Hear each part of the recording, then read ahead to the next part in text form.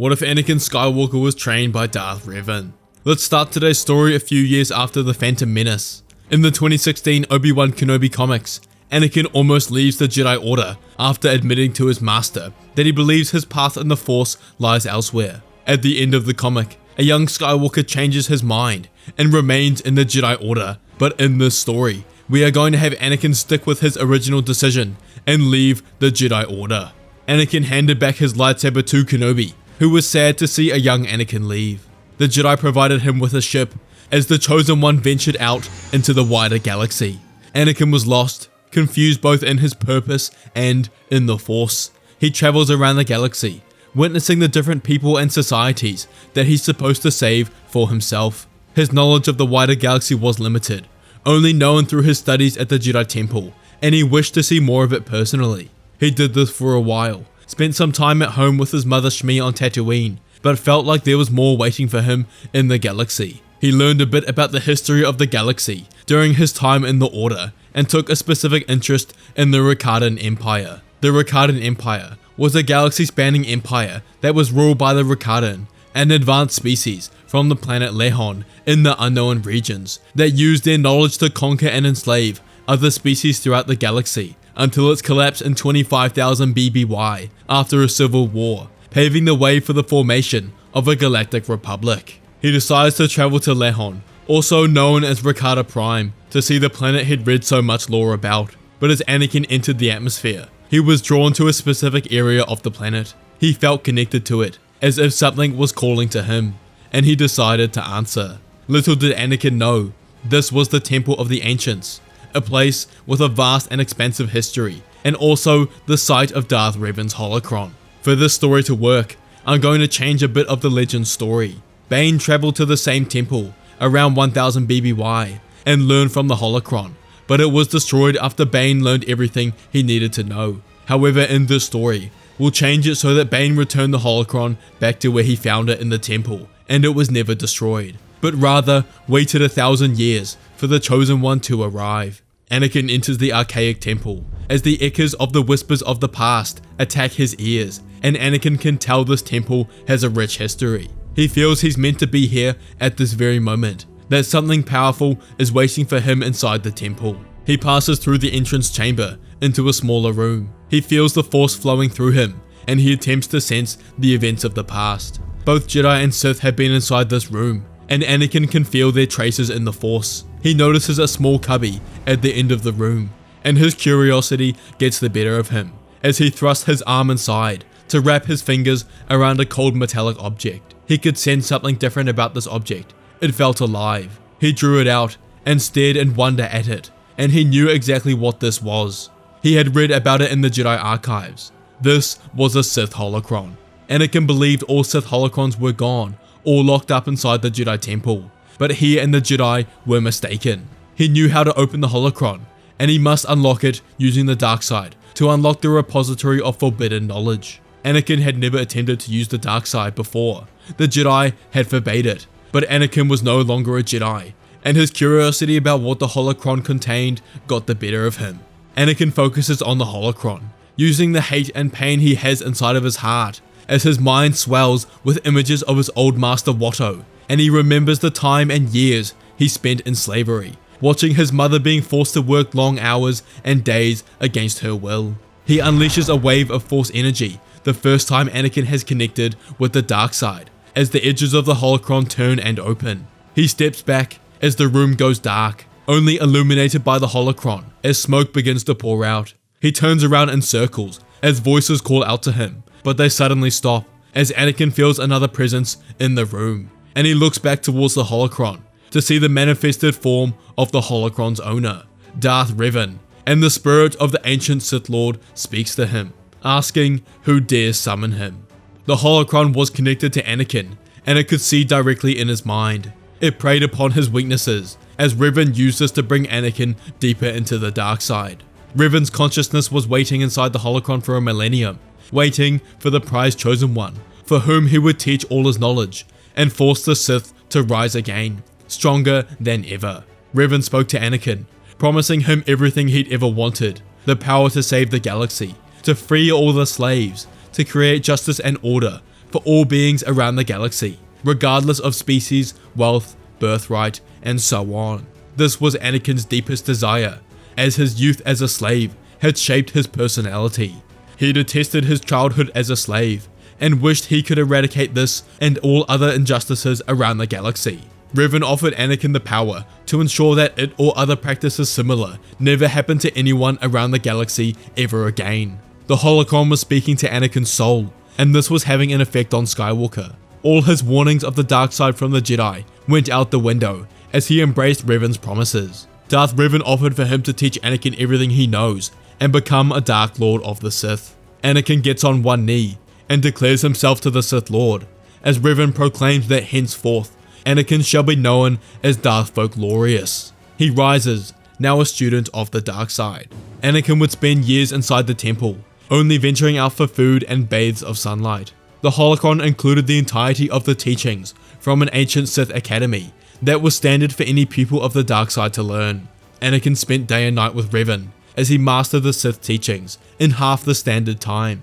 But this was only the beginning, as Revan offered Anakin so much more than a standard Sith. He taught Anakin all forms of lightsaber combat, as Skywalker was forced to practice and perfect the technique with a wooden sword, until the day came of his mastery, where Revan presented him with his own kyber crystal from inside the holocron. Anakin took a liking to Sith alchemy, as he studies the Sith rituals hidden inside the holocron, tens of thousands of years old, that the galaxy hadn't witnessed in thousands of years. He learned many terrifying dark side techniques: deadly sight, the ability to focus one's hatred into deadly energy, causing a person's skin to blister and vaporize; force shadow, a mental projection of the user, could be cast across vast distances that allowed the user to see through the shadow's eyes; force net, the ability to summon strands of physical dark side energy that would wrap around the target and ensnare them in an unbreakable mesh and sever the target's connection to the force and continuously sap their energy; force scream, the manifestation of one's rage that triggered shock waves that rippled through the force, causing devastation to any that were unfortunate enough to be in proximity; and ultimately force destruction, that allowed the user to create a massive energy field and throw it in any direction.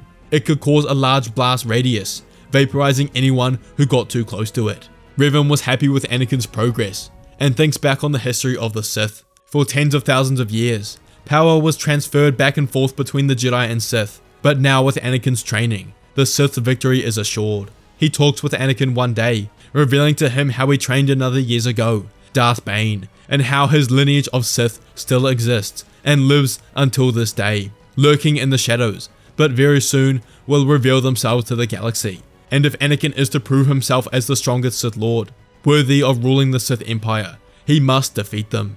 Anakin stands there confident, and Revan believes Anakin will be victorious. After 7 long years of training and testing his power, when Anakin reaches 19 years old, Revan granted Anakin a fully fledged Sith Master and tells the boy that it's time he learned his final lesson. Revan owns a personal secret that will ensure Anakin becomes the Emperor. The Clone War has begun around the galaxy, and for Anakin to play his part, he will need an army of his own. Revan takes Anakin deeper into the temple, to the catacombs where Anakin had been to many times, but thought it of no significance. Revan told Anakin that through the wall in front of him was a power he had never imagined. Anakin was confused. All he saw was a wall, but Revan implored him to delve deeper and feel the Force, and Anakin sensed it. Something is past this wall. Anakin stands in front of this mysterious wall, as Revan tells Anakin the story about how a Rakatan elder showed him how to pass through this wall many years ago and access the knowledge on the other side. And Revan teaches this to Anakin as he mimics the ritual that Revan showcased as the walls begin to slowly turn translucent and allow Anakin entry inside. Before him was an ancient computer terminal that to Anakin looked broken, but Revan manipulated it with the Force and its light flickered alive once again. He tells Anakin that inside the terminal lies the secret that will create his empire, the secret of the Starforge, and the history of the Infinite Empire.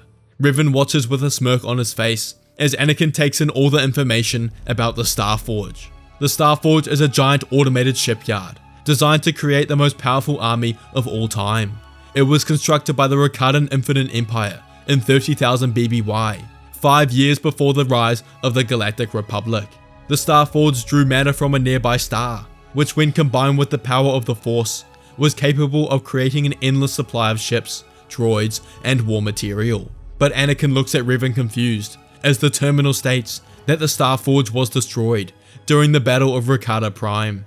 However, Revan tells Anakin that he knows the truth, that the space station was not destroyed, but hidden inside a star nebula where the Starforge was created in the Ando sector. Anakin and Revan set off immediately, as Anakin's excitement grows. It's also important to note that due to Anakin being connected to Revan's holocron for over 5 years, he's now formed a permanent bond with Revan, even when the holocron is closed.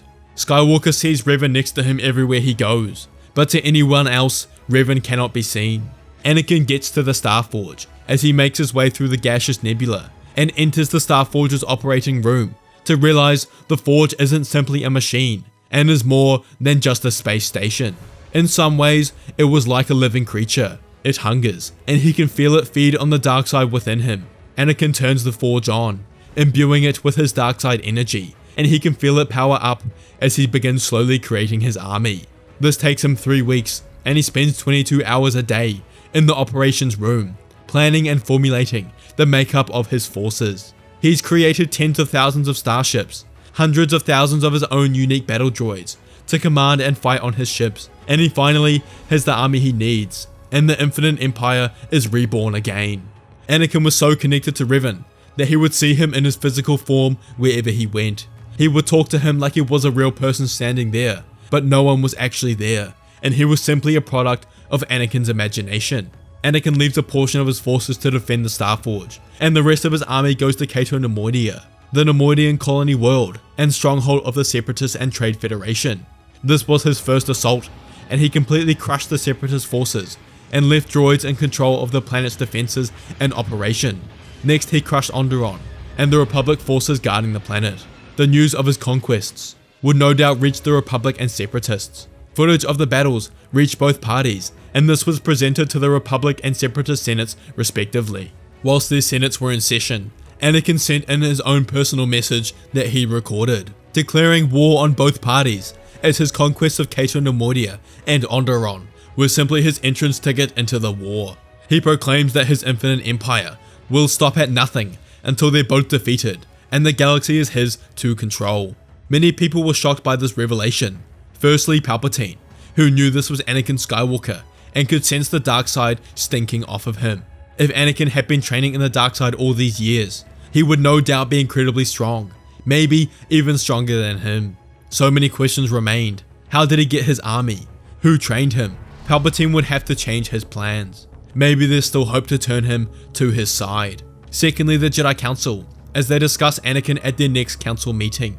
Obi-Wan proclaimed that this was no doubt Anakin Skywalker, and he doesn't know how this could have happened, and deeply regrets not following Anakin away from the Order many years ago. They discuss the potential to bring him back to the light, but they all don't believe it's possible, as they can tell Anakin has fully accepted the dark side. They have no choice but to fight him. Yoda wonders whether Anakin is the reason they felt the dark side growing over recent years, and maybe this is a possibility. The Jedi Council meet with Palpatine, and the Chancellor proposes a meeting between the Republic, Separatists, and Anakin's infinite empire. Palpatine wants to see Anakin to gauge his strength and to put necessary measures in place. This meeting happens. Dooku, Palpatine, and the Jedi Council, alongside Anakin, meet on the neutral world of Mandalore. Anakin greets them, offering for them to surrender, turning towards the Jedi Council and Dooku, taunting them that they can no doubt sense his power, and must know they can't defeat him. Windu pipes up and tells Anakin his profound ego is the result of an arrogant teenager, and Skywalker almost snaps and goes to yell back, but Revan puts his hand on his shoulder, telling him this isn't the time to make a scene. Anakin looks over towards his master, which calms him down, and simply turns to Windu and smiles. But Palpatine noticed this. Anakin looked over to his left briefly, as if he was listening to something. No, someone. Could the Chosen One be being controlled? Who could he possibly be listening to? These questions eat up Palpatine, and he cannot find an answer. The rest of the meeting is uneventful. Palpatine was offering peace, although just for show, as he knew this wasn't feasible, and simply wanted to gauge Anakin's intentions. The meeting ends, as peace was never an option. The three sides engage in all-out war, as the casualties witnessed across the galaxy are unfathomable. Palpatine, controlling the Separatists and Republic, knows Anakin is the greatest threat and must be dealt with first, so he diverts the Separatist and Republic forces away from each other and towards the Infinite Empire. But Anakin continues to develop his army further, with the Star Forge under the guidance of Revan, something that Palpatine and the Jedi were oblivious to. Anakin's first greatest victory was his battle with General Grievous's forces. The two greatest fleets in the galaxy had engaged in the depth of space as hundreds of ships came out of hyperspace. Grievous orders his fleet into a tight formation, and thousands of Separatist warships and waves of vulture droids and bombers advanced towards Anakin's armada. But Anakin's empire was a force beyond reckoning. The Starforged creations were sleek, predatory, and imbued with a dark side, as each ship was a testament to their master's power. Anakin stood on the bridge of his command ship, the Eclipse. He watched with cold eyes as his fleet executed his commands with flawless precision. Waves of his Imperial battle cruisers surged forward and began to crack the defenses of Grievous's fleet. The droid general sensed the battle slipping from his grasp, and he ordered his fleet to fall back, hoping to regroup one by one as the surviving Separatist ships entered hyperspace. Anakin was disappointed. Grievous's reputation had no doubt been conflated. Anakin left droids in command of many portions of his armies to engage with the Separatists and Republic directly as they carried out his wishes. In the following months, space skirmishes erupted around the galaxy as Anakin's Infinite Empire slowly gained victory in the war, advancing his fleet towards the core worlds. His army was endless as the Starforge was running at maximum capacity. The battle across the galaxy was fierce and unpredictable, with Anakin's fleet striking like a shadow from the depth of space. Skywalker won battle after battle, but decided now his endgame has arrived. He launches an attack on Coruscant, the first time the capital of the Republic had seen war in a millennium. The Republic recalls all of its forces back to the planet, but it might be too late, as tens of thousands of battle droids storm the planet with specific orders from Anakin: kill all military personnel. Anakin travels to the Jedi Temple alongside his army and engages the Jedi in combat directly. Revan was overjoyed with what he was seeing, the culmination of the Sith plan. Anakin utilized every darkside technique he knew in his arsenal, burning Jedi Padawans with deadly sight, incinerating groups of knights that rushed him using a Force screen. He sees what members of the Council are on Coruscant and rushes them with a fiery intensity. He blasts them initially with a Force destruction, vaporizing Oppa Rancisis and Shak Ti, and sends a Force net flying towards Plo Koon, successfully capturing him and rendering him immobile. He engages Yoda and Obi-Wan in battle, his toughest challenge yet, as Kenobi begs Anakin to see reason, that the dark side isn't his ally, and has corrupted him for the worst. But there's no convincing Anakin of this, and Obi-Wan comes to the same realization. Revan coaches Anakin through the fight, as if they win this, the galaxy will be theirs. He sees an opening, blasting Yoda directly in the chest, and sends him flying back. He takes advantage of Kenobi by himself, cuts his saber in half, and removes his former master's head from his body. He turns over to Yoda, still recovering from the lightning, and snaps his neck with the Force, and thrusts his saber into the immobile Plo Koon. The council was defeated, and the temple was his. Revan congratulated Anakin on his conquest, but told the boy there was one final obstacle in his wake. Anakin next travels to the Chancellor's office to find Mace Windu defending it, and they rush into a battle. But Anakin senses something is wrong. Windu's power is increasing, and it feels as if he's using his own dark side energy against him. A fine technique, one not made for a Jedi, as it forces Windu to feel the dark side of the Force. Anakin takes a gamble, and increases his hatred and pain to grow the dark side of the Force inside of him. You would think this would only allow Windu more substrate to increase his power, but it has the opposite effect. Windu experienced too much of the dark side from Anakin, and this tips him off his equilibrium and diminishes the light side within him, the base of his power. Windu sensed this and went into defensive mode, but this couldn't stop Anakin's ruthless onslaught as he ended the Jedi Master's life. Skywalker turns towards Palpatine and goes to Force choke and pull him towards him with the Force, but the command fails, causing Anakin to stop in place, surprised, and he senses the truth just as Palpatine ignites his lightsaber. But after the destruction of the Jedi Temple at Anakin's hands, his power had increased to a level Sidious could not match, and Darth Folklorius made quick work of him, disarming Palpatine by cutting his blade in half and holding his lightsaber at his throat. Anakin proclaims that Palpatine must be the Sith Lord from Bane's lineage, and his plan all those years ago must have been to get close to a young Anakin, manipulate him and turn him to his side. It all makes sense to him now. He praises Palpatine for a good plan, that he would have done the same, but now it's his time to die. Anakin looks to his left as the imaginary Revan standing next to him tells Anakin that Palpatine must have a plan to destroy all the Jedi around the galaxy and to force it out of him. Anakin tells him yes master, and Palpatine spits out blood, demanding Anakin tell him who he's talking to, that he noticed him do the same thing during the meeting on Mandalore. Anakin smirks and tells them that if he must know, he's talking to his master Darth Revan. Palpatine's eyes go wide. The mighty Sith Lord Darth Revan, can it really be?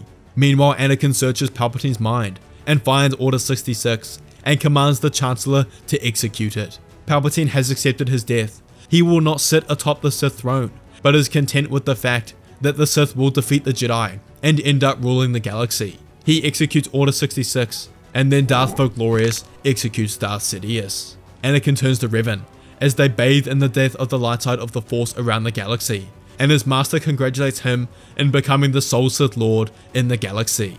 Anakin takes over the Senate as his forces destroy the entirety of the Republic's army that returned to defend the planet. He proclaims that he will become the Emperor and will ensure peace, freedom, justice and security will come to his empire. The Senate stands there in silence, taking in everything Anakin is saying, knowing they have no choice. Anakin has won the war, he has the army and the power, and there's nothing they can do. In the weeks following, Anakin begins establishing his control around the galaxy, creating a new police droid from the Star Forge, and sends them to every planet alongside a couple of his Star Destroyers to ensure control and implementation of his law. The Senate exists to carry out his orders, but don't have a say in how he runs his empire.